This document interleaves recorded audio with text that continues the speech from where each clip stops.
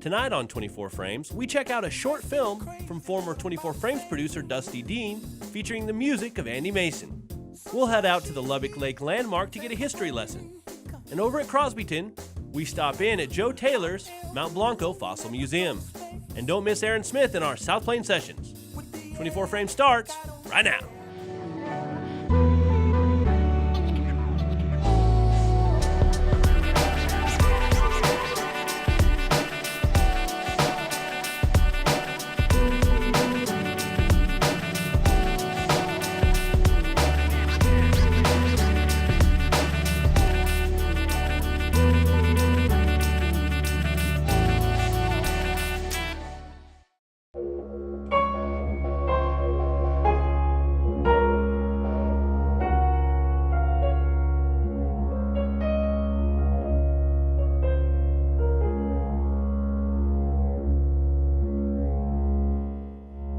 We try to get people to imagine what this space looked like without cars, without buildings, without roads, without schools. Just try to get a vision of what it was like or how it looked, the environment, the climate, and then to try to envision how would you have survived in this? The Lubbock Lake got its name from in 1936. They were trying to rejuvenate these springs here and create a reservoir here. And that project didn't actually work, but that's where Lubbock Lake got its name. But in an attempt to create the lake, they found some significant archaeological remains, specifically a Folsom Age spear point, which dates from between 10,800 to 10,300 years old.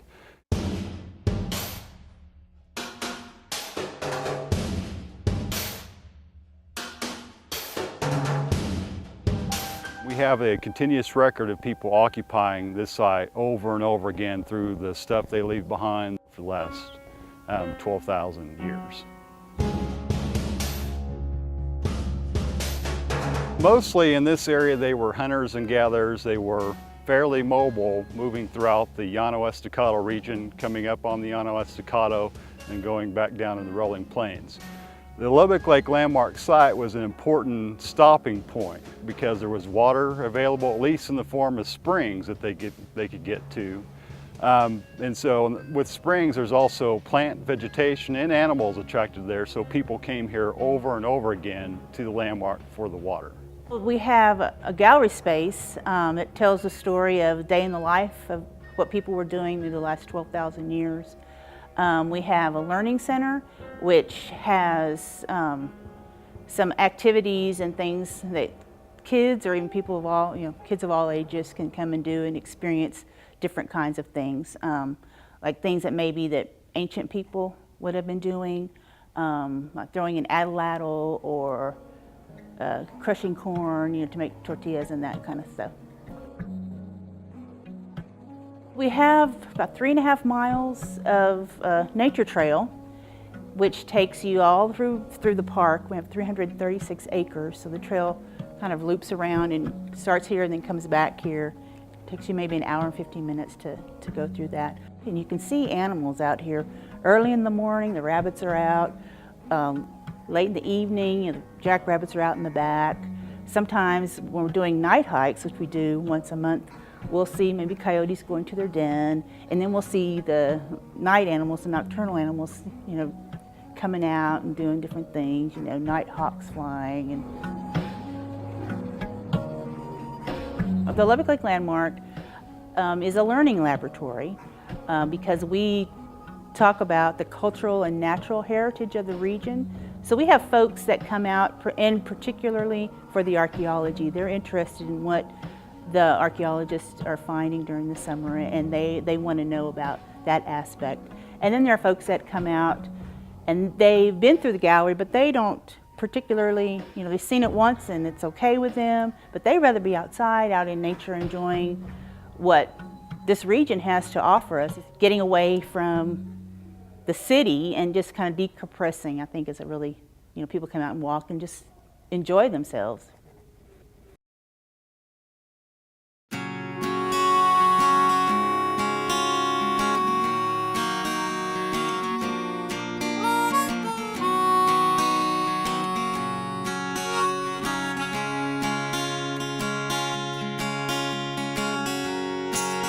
is a story, could be my story, could be your story too. Someone is lonely, what they want is only to be loved, a love that's true. I often daydream of running away. I made up my mind that I would go. Nothing inside me, no one to guide me to what I meant to be. I look for acceptance here, I search for belonging there, wondering if I'd find it anywhere at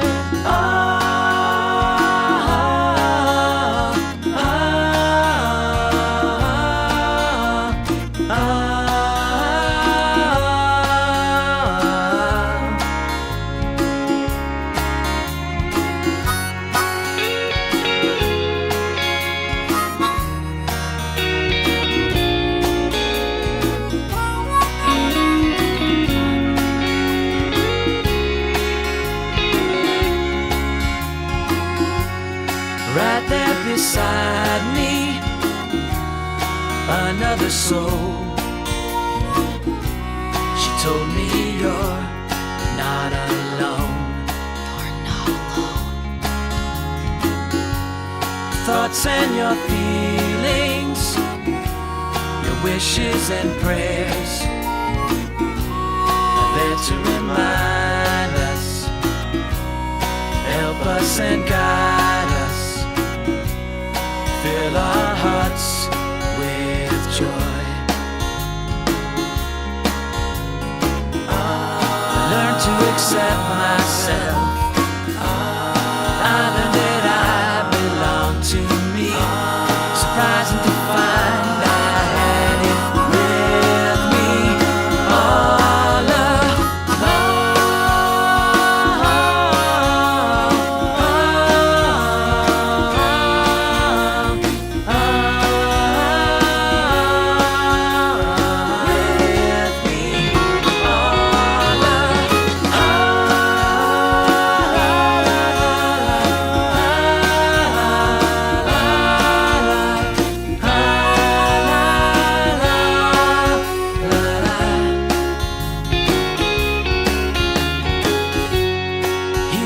a story, could be my story, could be your story too.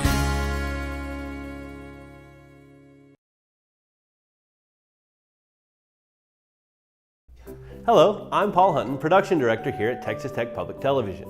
I hope you're enjoying 24 Frames. Now it's pledge time here when we come to you, the viewer, and ask for your financial support. This spring, we have some wonderful pledge gifts when you give your support. For $35, you can get this wonderful Texas Tech Public Broadcasting mug. For a pledge of $50, you can get this one-of-a-kind poster made by world-famous poster artist Dirk Fowler. This poster truly is one of a kind and can only be found here on Texas Tech Public Television when you pledge your support. Each poster is numbered and there are only 100, so pick up the phone and pledge your support right now. For $75, you can get both the Texas Tech Public Broadcasting mug and the poster. 24 Frames started in the summer of 2012, and since then the show has grown beyond our wildest expectations. What we found in Lubbock is that there is a bustling arts community full of musicians, artists, filmmakers, writers, sculptors, and so much more. It was obvious to us from day one that we needed to create a unique and original production that highlighted this wonderful arts community. It's because of viewers like you that we've been able to continue producing 24 Frames and to bring you the stories of the arts on the South Plains. We are always pursuing ways to make the show better and to bring you more original local stories. We truly feel that our best storytelling is yet to come, So please call the number on your screen or visit kttz.org and become a member today. Once again, we thank you for your trust and we value your financial contribution so that we may continue bringing you programming that educates, informs, and changes lives. Thank you.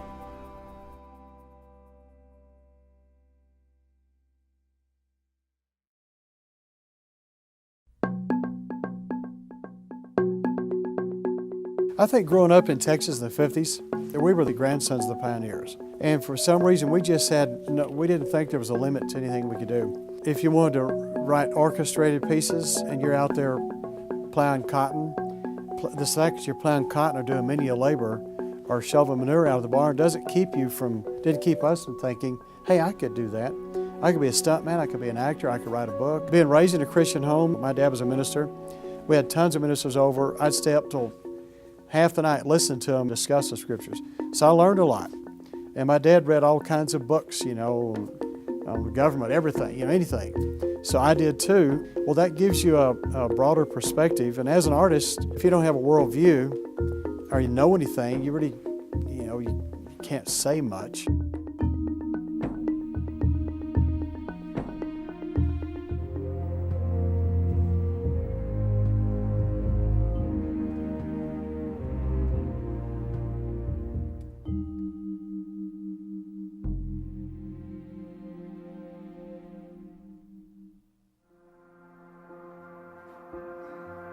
Well, I grew up out here at Mount Blanco community as a farm community next to Mount Blanco Canyon. And my dad was a cowboy and a farmer, and he had art talent, but like most cowboys, never exercised it because you had to get out there and ride horses, And he showed me how to draw a horse head on a paper sack when I was about 5 years old. I thought, oh, this is the most amazing thing in the world.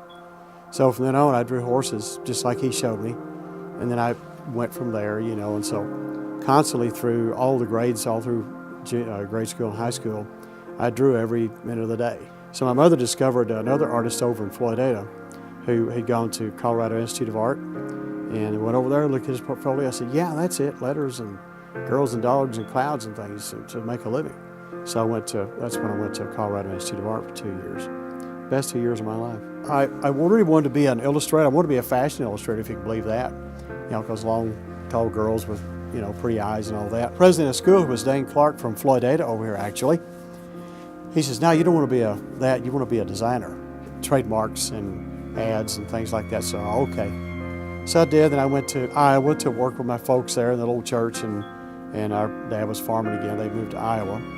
So I got a job doing keychains, art on keychains, and started designing typefaces, and that kept me in my 55 Corvette alive. When my buddies got out of the Army, my art school buddy Joel Peck said, hey, let's go to California, man, land of opportunity. So, okay, let's go to LA.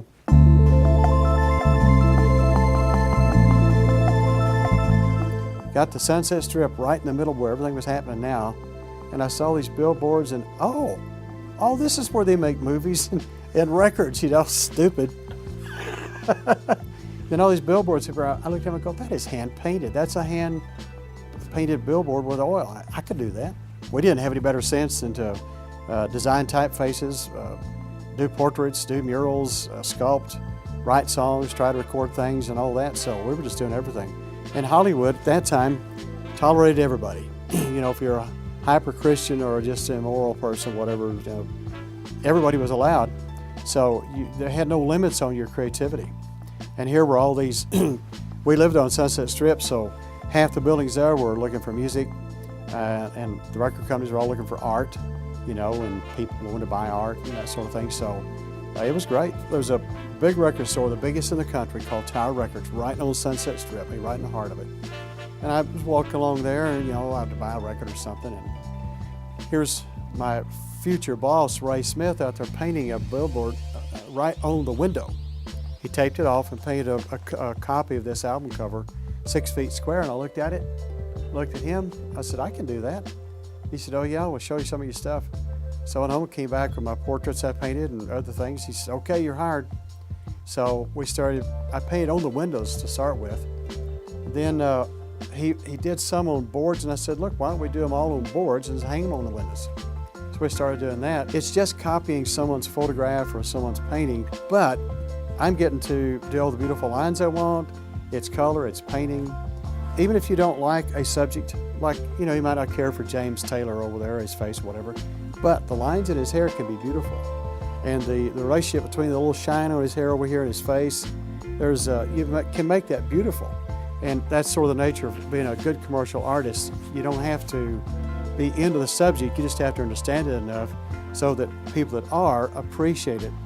But then on the other hand, make it good art so that people that don't care about the subject can appreciate the art. So to me, it was all art.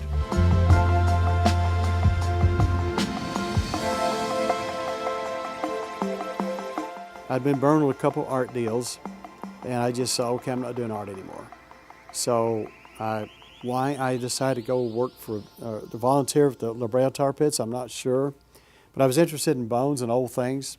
When I came home there in 1980, I guess, we were riding horses on the ranch down here, and we dropped off a steep embankment down at the bottom, about 6 feet down, were some bones sticking out. I go, they can't be cow bones. And I didn't know buffalo bones from dinosaur bones, so we excavated them, cleaned them up. I took them out to La Brea Tar Pits, and they looked at them and took them to the American Museum of, the Museum of Natural History there, and they said, oh, those are ancient bison. And I talked to one of the airhead hunters here, and he said, oh, I know where there's mammoth tusks. I thought, oh, really? Yeah, I drove by them all my life as a kid.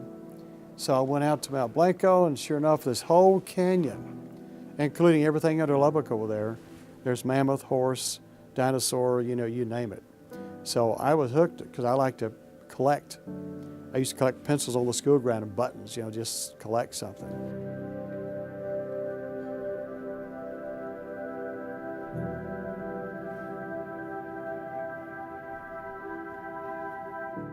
Well, it sort of starts in the field. When you find it, if you dig it up properly, then you've lessened the time that has to be worked on in the field. We collect the dirt and everything, because if you look at the whole bone in the field, it's going to get exposed, it'll fall apart, so leave it alone, leave the dirt on it. So we bring it back in a big field jacket. We cut the top off the field jacket, one half carefully peel that back, and then start removing the dirt, the rock, whatever. And a lot of times the bones are so fragile that you have to remove an inch and harden an inch, remove an inch and harden an inch. Once I've got one half of the bone prepped, I'll mold that half. Turn it over, prep out the other side, mold that half. Now I've got the whole thing molded. I take the mold off, put a shipping jacket on there, turn it back over, do the same with the other side. So now the bone it's not been restored, but it's all been cleaned up. And so that's sort of the entire process. I was across the street over here, and I was just covered up in bones and molds. And I told somebody, I said, I gotta either quit or get a bigger place. So this building came up for sale, and somebody said, well, we'll buy it and we'll rent it to you. And then eventually my family came to own it. So we put all this stuff in. My brother Tom is not only a cowboy, the top cowboy, but he's also a carpenter and a welder and a painter, all that sort of stuff. So he made all the displays. And we basically did it as a family effort.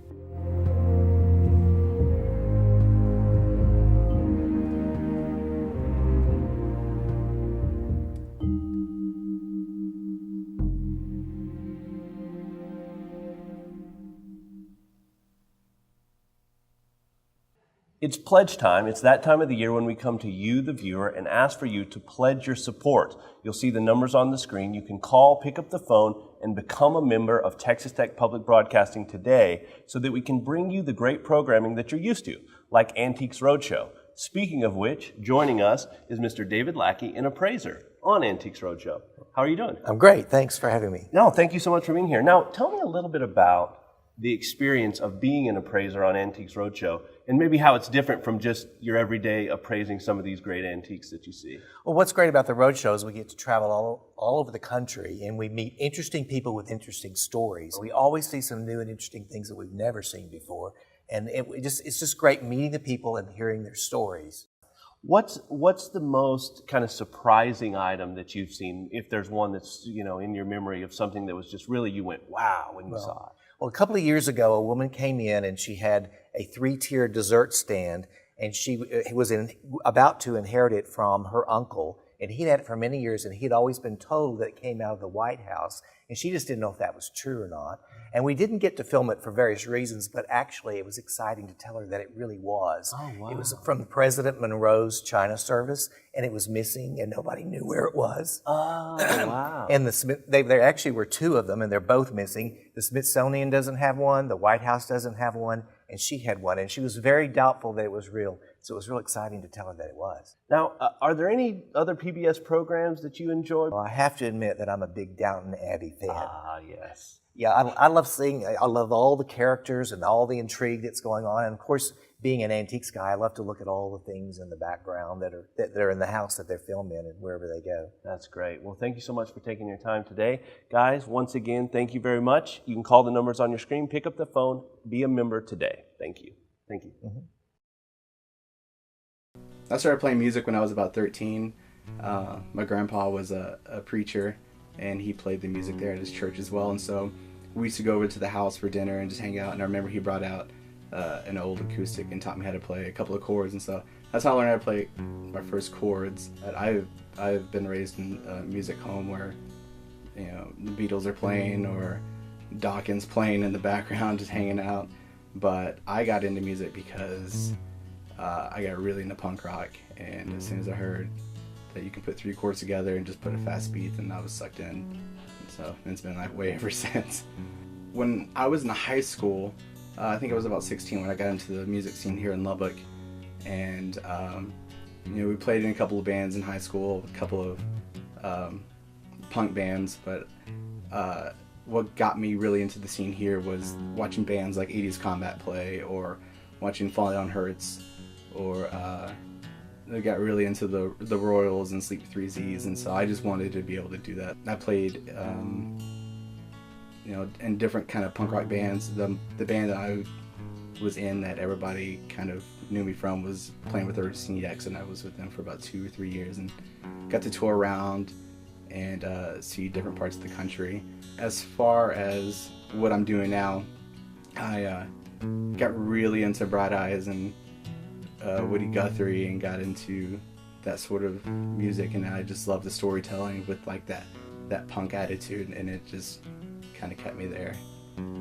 I just moved back from Houston, and I was lucky enough to just write some songs, and I really didn't want to take anything too seriously, just writing songs at home for fun, and I was lucky enough to know people to put it together with, and I'd met Lindsay Carmichael through a friend, and we went and played a couple of open mics and got a response that we didn't expect to get, and so we got some friends together. We got Josh Stone and Espen Quintana and Tugboat, thank God, and we all just went to the studio and just threw it together. As of now, since I'm back from Houston, I'm writing at home, and I'm wanting to just kind of get everybody back together, just have some friends jam, and like I said, just not take it too seriously, but hopefully just play a couple of shows here, maybe once a month at maybe the Blue Light or Bashes, or just someplace just fun.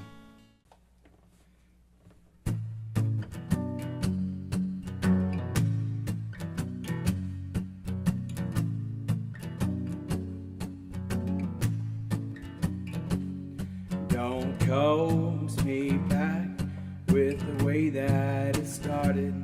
I the smoke, you the breath, you keep pushing me out, feeble minds, fear of death, void of empathy, I'm a coping, and you come around again, you always pushing me down, you're pushing me down.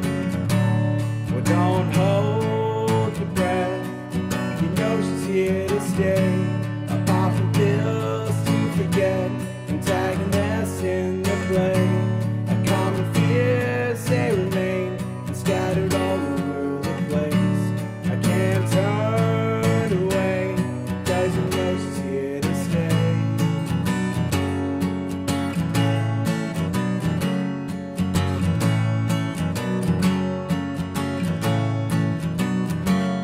Can't help this risk that I take just to cage you. My familiar desire just to sell you down, can't yourself for this product. This pain ensues while you were running around. You're running around. But don't hold your breath. You know she's here to stay. I pop pills to forget. Antagonists in the play. Our common fears, they remain. And scattered all over the place. I can't turn away. Cause you know she's here to stay.